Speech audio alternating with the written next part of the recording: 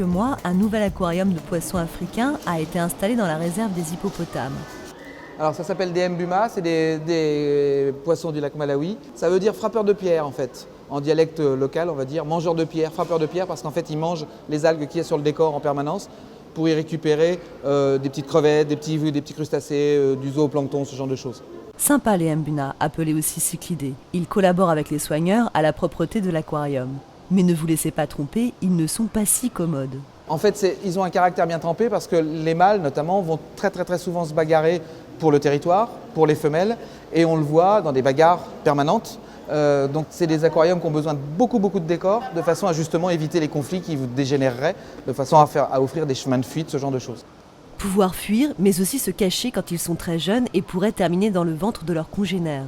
Ce matin, les soigneurs ont ajouté de nouvelles cachettes, au risque de se faire grignoter les mollets par ces poissons peu farouches. Très vite, les cyclidés s'approprient ces nouvelles pierres. Ça, c'est un mâle qui est en train de fabriquer un nid, d'accord, sous une pierre. Il va l'aménager en poussant le sable. Donc il va faire ça pendant des heures et des heures jusqu'à temps que son nid soit correct. Hop, on le voit cracher du sable.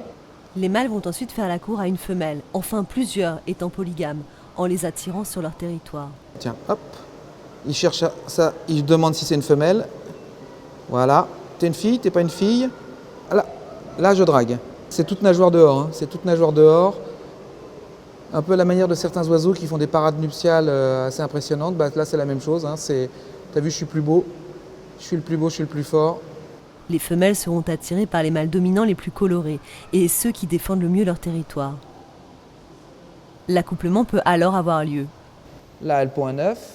La femelle vient titiller la nageoire du mâle pour récupérer la semence. Hop, la femelle, elle a récupéré les œufs. Les œufs sont dans la bouche. Et si on est vraiment observateur, on va se rendre compte que la bouche de la femelle gonfle au fur et à mesure.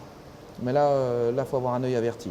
Elle va les incuber 3 semaines. Donc pendant 3 semaines, elle ne mangera pas du tout, de peur de manger ses œufs, évidemment.